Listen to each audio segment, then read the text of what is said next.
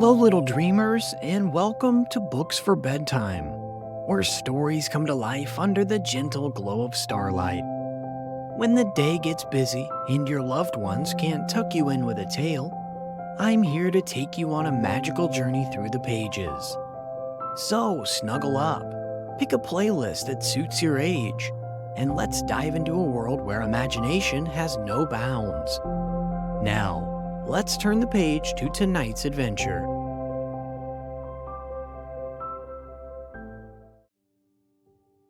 Hello there, everyone. Tonight, we will be going through Pixar's My First Bedtime Storybook. Let's crack it open. I like that green. Here's our first page. We've got a number of stories tonight.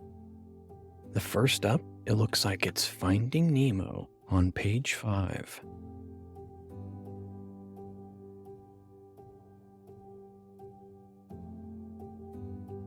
It was Nemo's first day of school, and he was excited. There were so many new friends to meet and adventures to have. Nemo wanted to swim up to the surface. His father, Marlin, warned him it was too dangerous, but the little fish didn't listen.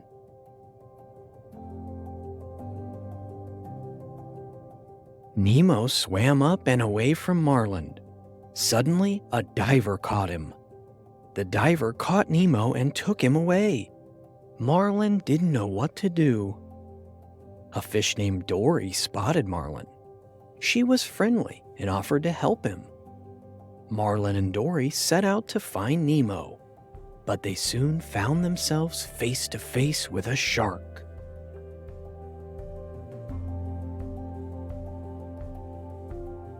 Luckily, the shark was nice and led Marlin and Dory to a submarine. There, Marlin spotted the diver's mask.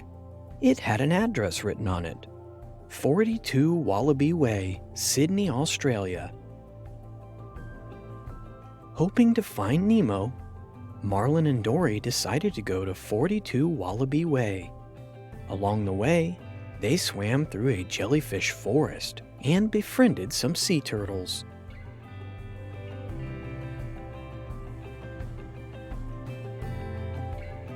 Marlin and Dory kept swimming, and more sea turtles heard about the search for Nemo. When a friendly pelican named Nigel heard about the missing fish, he knew exactly where to find him: in a dentist's fish tank.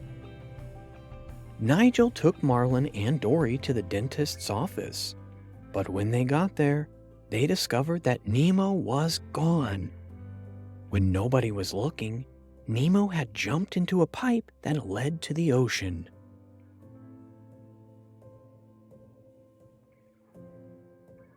Father and son were reunited at last. Then Marlin, Nemo, and their friend Dory headed home.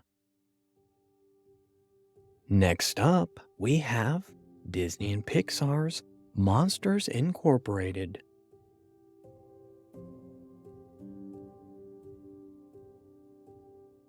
James P. Sullivan, also known as Sully, was the top scarer at Monsters Incorporated. Scaring human kids was an important job. Their screams kept the whole city running. One day, Sully saw a door on the scare floor. "Boo!" came a voice from the door. A little girl had snuck through.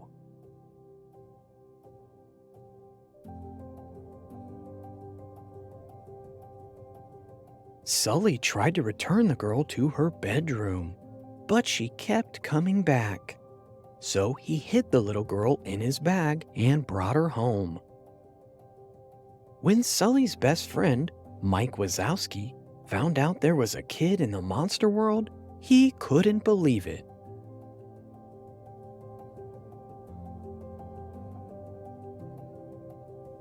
"Her name is Boo," said Sully. "You named it?" cried Mike. The next morning, Sully and Mike made a monster costume for Boo. They drove to the park and planned to leave her there, but Boo locked herself inside the car.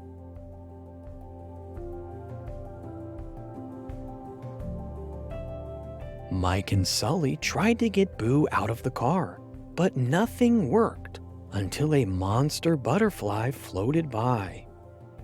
Boo opened the car door and ran after it. Mike and Sully got into the car, but it wouldn't start. They were out of gas. "We need to find Boo," Sully said. "Her scream will start the car."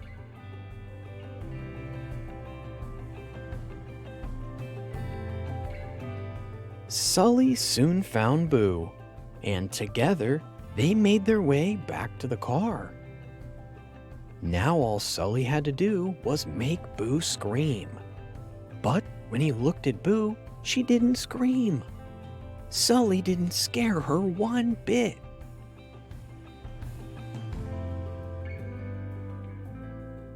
Mike banged his head on the steering wheel. Honk, went the horn. Boo thought that was funny. Her giggles made the engine start with a roar.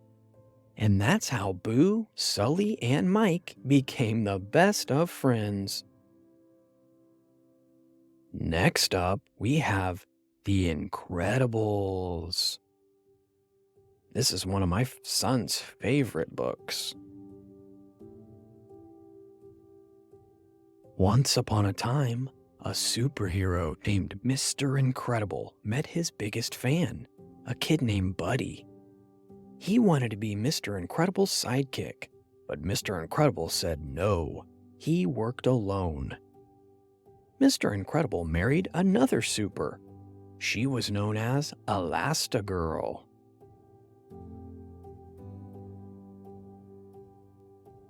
Mr. Incredible and Elastigirl had 3 kids: Violet, Dash, and Jack Jack. They were a family of supers, but years later, being a super became illegal. The Incredibles had to hide their powers and identities, so they became Bob and Helen Parr. Bob missed using his superpowers. Then one day, a mysterious woman called Mirage contacted him. Mirage had a mission for Bob. She wanted him to become Mr. Incredible again. Mr. Incredible agreed. He went on a mission alone, but it was a trap. An evil super captured Mr. Incredible. The villain called himself Syndrome, but his real name was Buddy, the super from Mr. Incredible's past.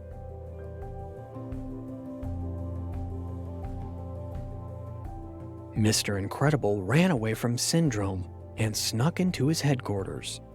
But it wasn't long before Syndrome captured him again, pummeling him with giant globs of goo. When Helen discovered that her husband was in trouble, she jumped into a jet to rescue him. Dash and Violet came along too. Syndrome shot the jet down, sending them into the ocean. But Helen became Elastigirl, shaped herself into a boat, and they kept going. Elastigirl found Syndrome's headquarters, got inside, and saved Mr. Incredible. Violet and Dash held their own against Syndrome's guards. Working together, the Incredibles defeated Syndrome and stopped his robot from destroying the city.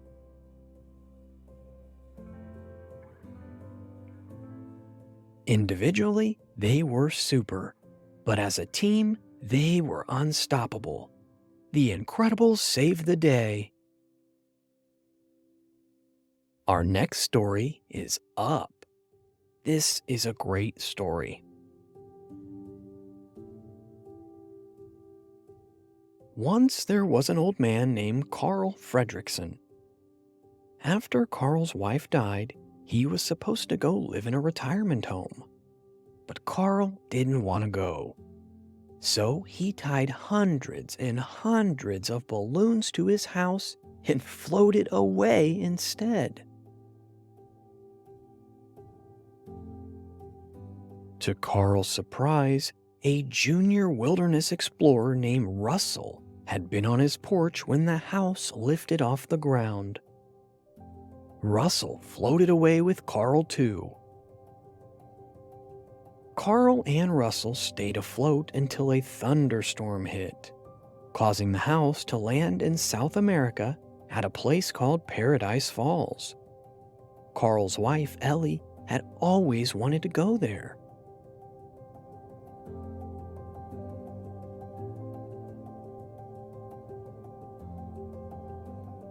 In the jungle, they came across a rare bird. Russell named him Kevin. Then they met Doug, a friendly talking dog. Doug wanted to take them to his master.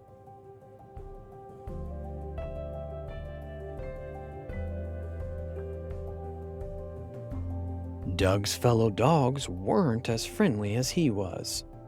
They brought Carl, Russell, and Doug to the cave where their master lived. This is a really cool scene. I like hot dogs too. Their master was a famous explorer named Charles Muntz. His goal in life was to capture a rare bird just like Kevin, so he stole Kevin. Carl wasn't going to do anything to save Kevin, but then he found his wife's old scrapbook. Inside was a note telling him to have an adventure of his own. That note changed his mind. Working together, Carl, Russell, and Doug saved Kevin.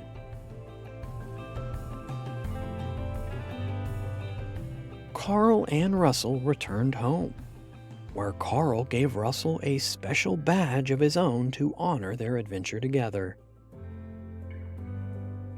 Our next story is Toy Story 3.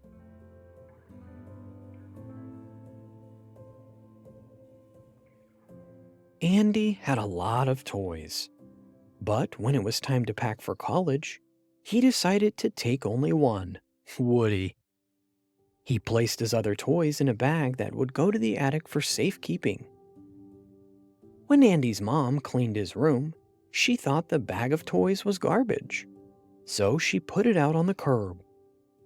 Woody jumped out the window and tried to rescue his friends, but they thought Andy had meant to throw them away.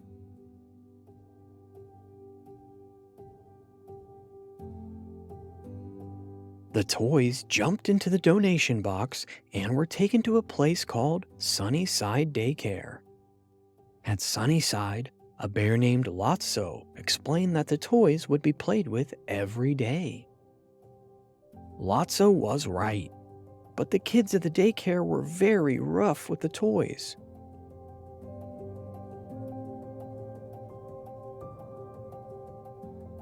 Buzz asked Lotso if they could move to a room where the kids were gentler.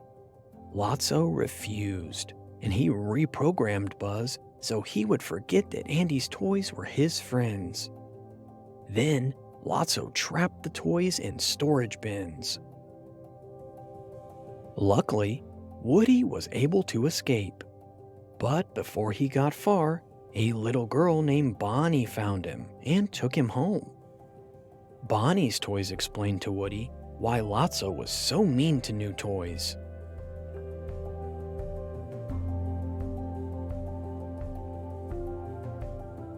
Woody knew his friends were in trouble, so he went back to the daycare center and helped his friends sneak out through the garbage chute.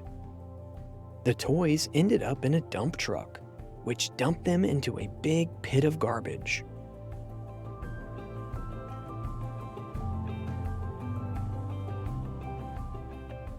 They didn't know if they'd ever get out.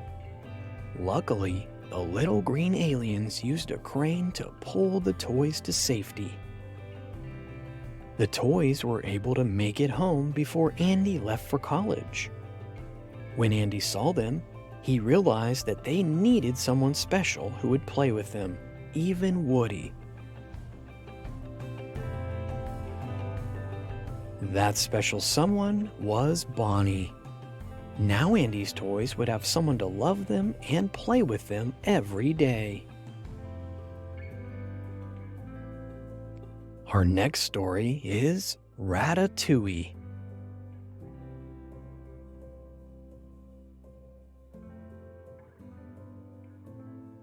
Deep in the French countryside lived a rat named Remy. He dreamed of becoming a great chef. The great chef Auguste Gusteau was Remy's idol. Gusteau's restaurant had just lost its 5-star rating. Soon after, Gusteau passed away. One day, Remy went to Gusteau's restaurant, which was now being run by a chef named Skinner. He watched as a man called Linguini asked for a job in the kitchen.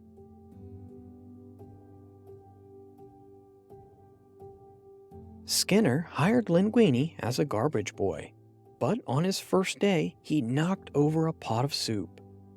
Remy helped him make a new pot by adding delicious ingredients. The customers and critics loved it.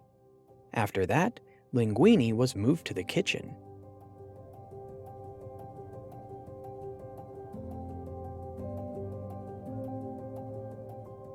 Meanwhile, Remy's father was worried. He did not like that Remy was working at Gusteau's. But Remy was determined to prove that he was meant to be a chef, and that rats and humans could get along. When Remy returned to the restaurant, he discovered that Auguste Gusteau was Linguini's father. That meant that the restaurant should belong to Linguini, not to Skinner. So, Remy chased Skinner out of the restaurant.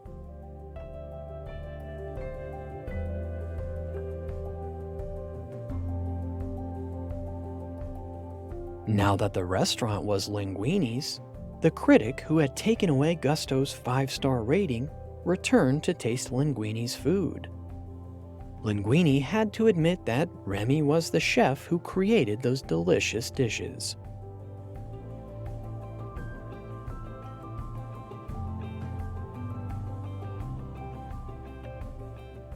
Remy made a ratatouille and the critic loved it. Soon after, Linguini and Remy opened a new bistro together, with a dining room for humans and another one reserved just for rats. Dear friends, before we drift off to dreamland, let's give a thumbs up to share these stories with more little dreamers. Each light is a twinkling star in our story night sky. Sweet dreams, and see you in the next adventure. Good night.